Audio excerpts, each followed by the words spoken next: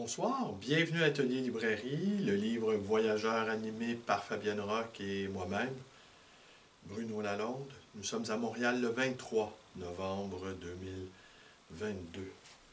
Aujourd'hui, ce soir, je vous parle de ce magnifique livre de Jean-Luc Parent, publié aux éditions Morgana, dans ma bibliothèque.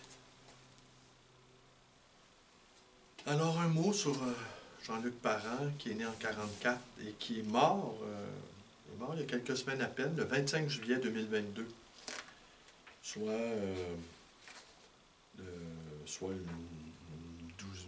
deux semaines avant la mort de mon propre père. Alors, les deux ont pratiquement en même temps ont quitté cette planète. Alors, c'est quoi au jeu dans ma bibliothèque? Il faut dire aussi, avant d'aller plus loin, pas Jean-Marc Parent, Jean-Luc Parent a publié une centaine de titres. Il est également plasticien. Mais ce qui est surprenant, c'est qu'il a consacré pratiquement tous ses ouvrages à un seul thème, la sphérité. Tout ce qui est lié de près ou de loin aux sphères. Alors, oui, les sphères, ça va loin, ça va des globes oculaires.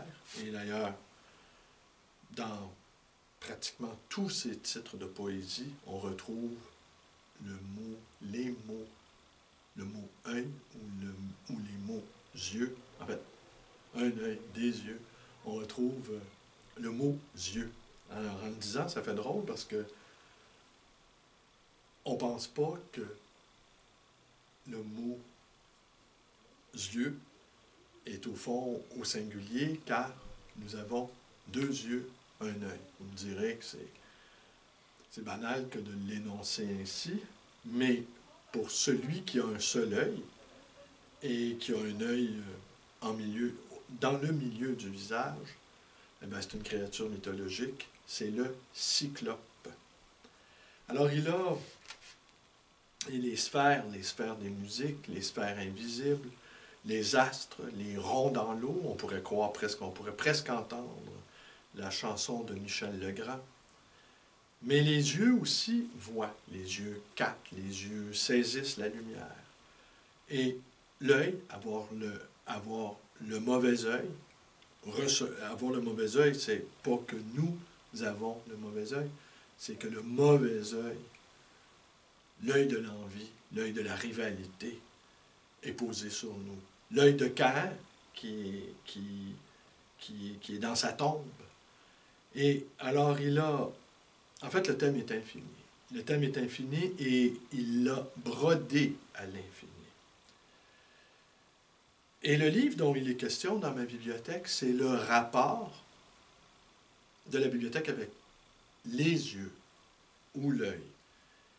Les dos sur les rayonnages. Les dos sur les rayonnages aussi. Rayonnage, on entend rayon de soleil, on entend rayon gamma, on entend rayon radio X.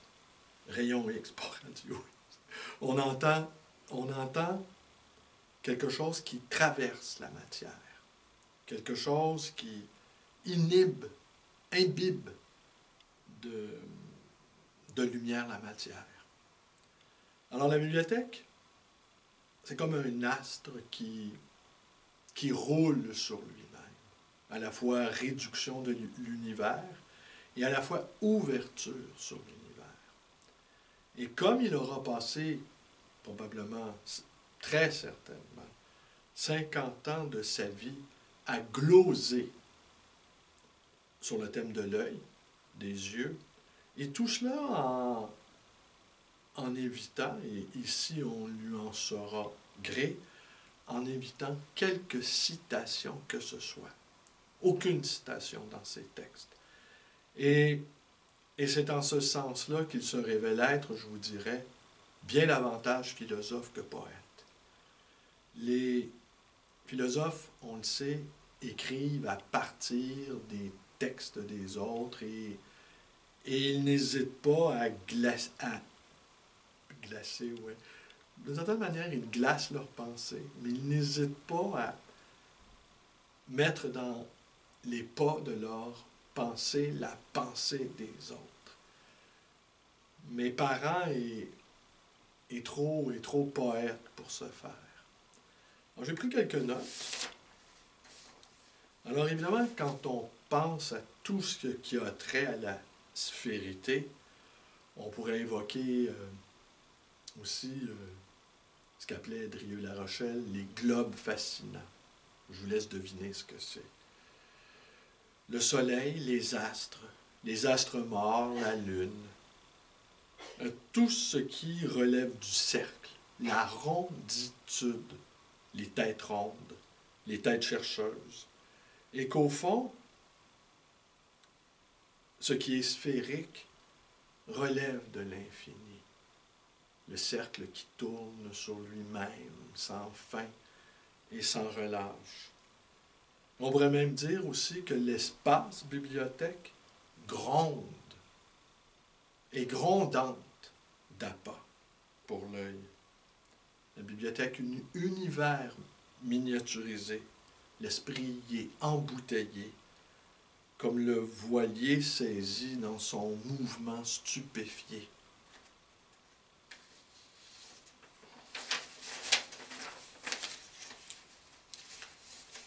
On notera également, en parcourant ce texte lisse, c'est qu'il est cousu de fragments, comme une sorte de courte pointe.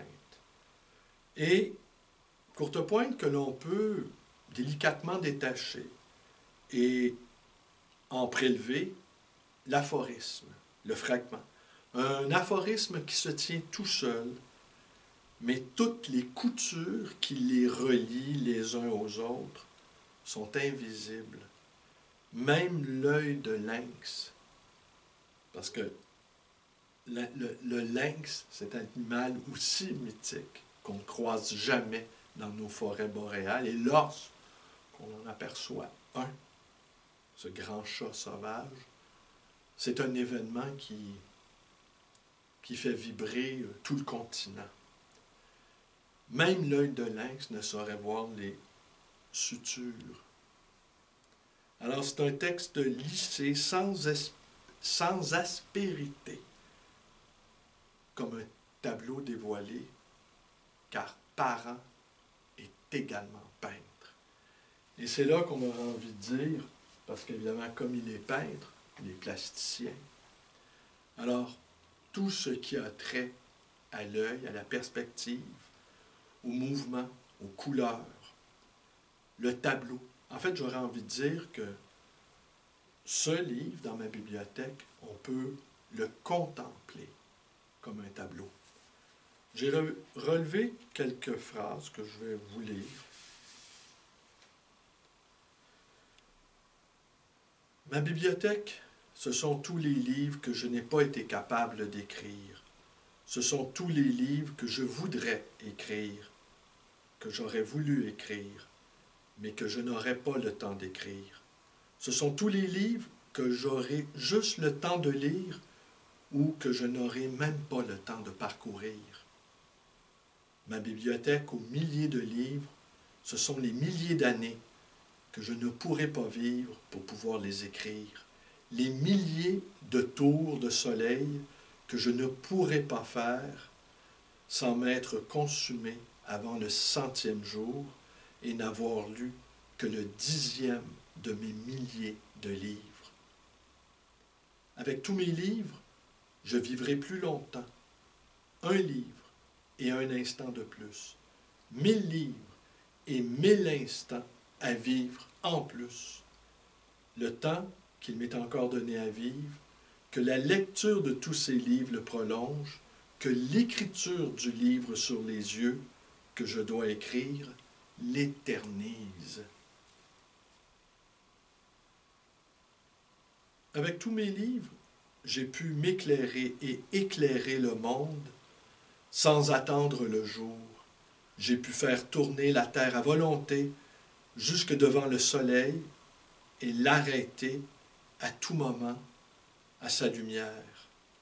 Rien qu'en tournant les pages de tous mes livres, en tournant des milliers de pages, j'ai pu ralentir ou accélérer le mouvement de la terre, passer du jour à la nuit et de la nuit au jour, sans cesse.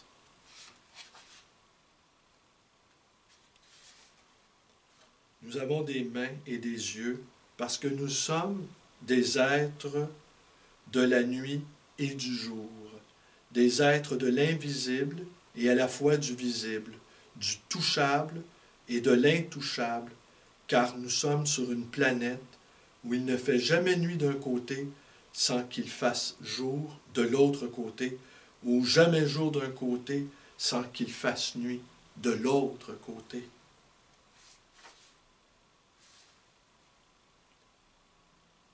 Si l'Écriture est intouchable, c'est parce qu'elle est transparente. Nous écrivons, mais nous écrivons toujours dans l'espace. Les mots, tracés, emplissent les pages sous nos yeux, mais sous nos yeux, rien ne se ressent. Le papier reste vierge et blanc. Les pages ont beau être pleines de lignes d'écriture, rien ne transparaît sous la peau, comme si nous enfoncions nos doigts dans l'air et que nous traversions l'espace avec les mains et que l'air devenait encore plus clair.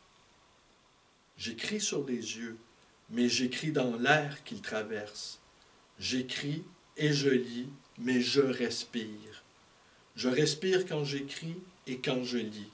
Les livres emplissent mes poumons, ils sont mon oxygène. J'ouvre un livre et j'ouvre une fenêtre, souvent 2, quelquefois 10. Le vent s'engouffre entre les pages et souffle, et tout s'écrit et se lit. Les pages tournent et se retournent, les livres s'empilent et se renversent. Dans leur chute, le risque est toujours qu'ils s'effacent, mais les yeux les remettent en ordre. Tout retrouve sa place. Les livres sont vivants. Ils font bouger nos yeux dans tous les sens, de droite à gauche et de gauche à droite, de haut en bas et de bas en haut, comme s'ils faisaient sans cesse des tours et des tours sur eux-mêmes, guidés par le mouvement de la terre sous nos pieds, entraînés par son mouvement sur elle-même et en même temps par son mouvement tout autour du soleil.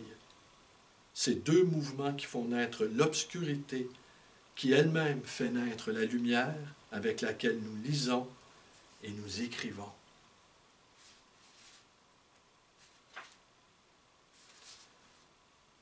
Ma bibliothèque contient des milliers de livres qui ne sont pas lisibles par tous les yeux, comme le monde contient des milliers d'images qui ne sont pas visibles par tous les yeux.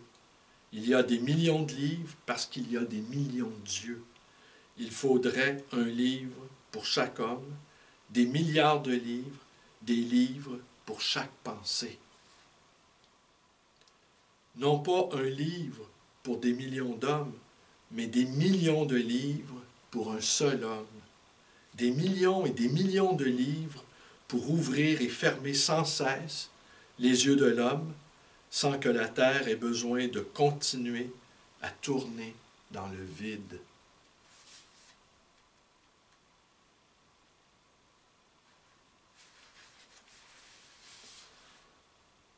Dans les livres, il y a si peu de place qu'un seul homme peut y entrer à la fois.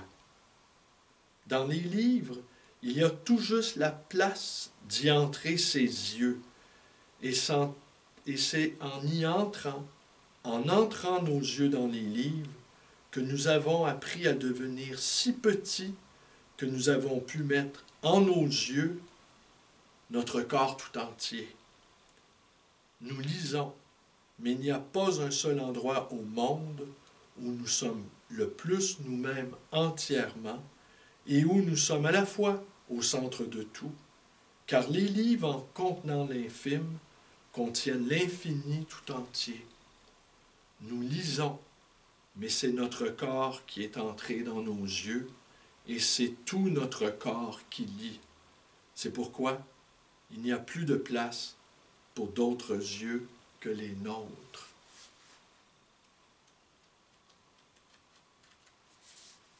Est-ce que je vous en ai un dernier passage? Oui, un petit dernier. Je ne vais pas vous lire le livre au complet. Oui, voilà, un dernier. Nous pensons, et c'est notre pensée qui nous mène aussi loin. C'est elle qui nous fait traverser le ciel et sa lumière. C'est notre pensée que nous ne voyons pas, car personne ne voit, et qui enfouit dans sa nuit éclaire nos yeux et le ciel. Jean-Luc Parent, dans ma bibliothèque, Fata Morgana. J'aurais peut-être un commentaire aussi. En fait, j'en aurais plusieurs à faire parce que c'est un texte, il est bellement écrit, si je peux dire. C'est un texte lisse, je me répète, sans aspérité. On pourrait comme à l'instar de cette installation de Fabienne, on pourrait le découdre. On pourrait en découdre avec ce texte. Mais il faudrait alors le repriser. On ne pourrait pas le laisser s'effilocher, on ne pourrait pas le laisser se distendre. Mais j'ai ajouté ma voix. Cette voix. Et j'aurais envie de dire que la voix et l'œil font une sorte d'alliance. Parce qu'un texte lit à haute voix, ou à voix haute, eh bien, l'œil peut en ressentir, peut en éprouver quelque chose. L'oreille est de la partie aussi. L'oreille, dans les moments d'anxiété intense ou de peur, panique, l'oreille se met à voir aussi. L'oreille peut voir dans la nuit.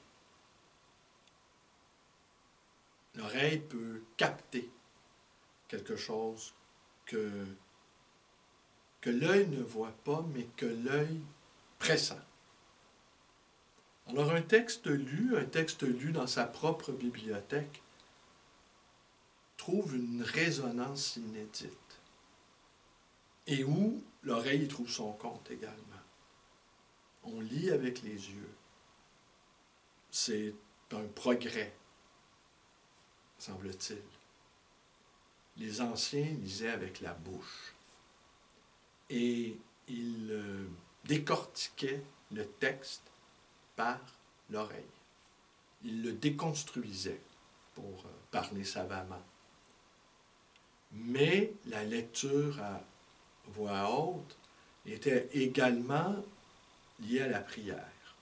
Il fallait que quelqu'un d'autre que soi entende le texte. C'était comme une sorte d'imprécation. L'oraison n'était pas silencieuse. On se tenait en oraison, mais lorsqu'on se tenait en oraison, on laissait le corps au repos. Le corps ne devait plus bouger.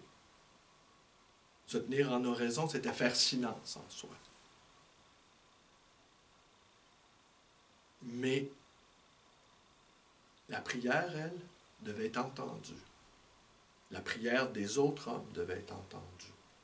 Et on espérait sans doute que cette prière soit entendue ailleurs. Dans cet ailleurs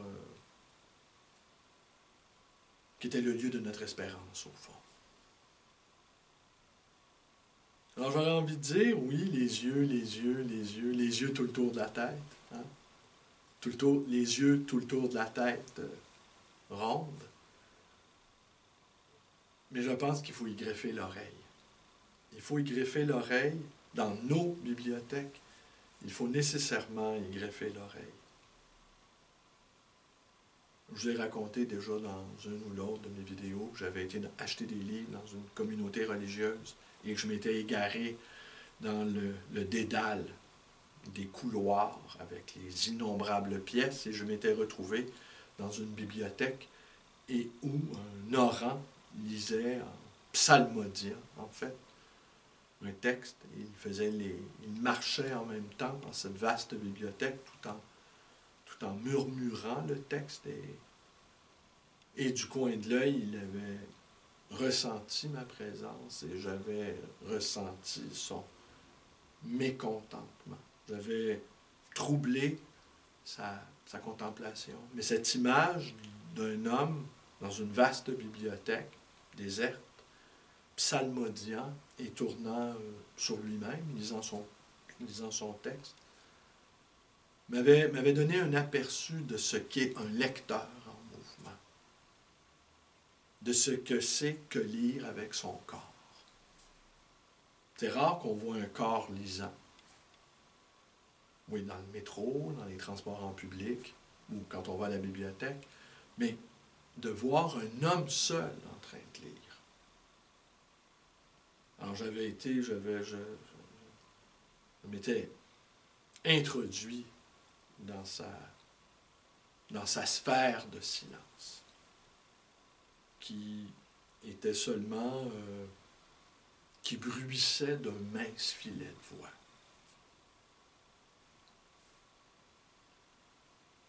Alors j'aime cette idée que dans notre bibliothèque, oui, les yeux sont partout, mais que la voix y est greffée aussi. Notre voix. Alors c'était donc Jean-Luc Parent dans ma bibliothèque, paru aux éditions Fata Morgana. Je vais vous donner la date. Ah, 2021. Oui, 2021. Le 15 septembre 2021. Je vous remercie et à demain.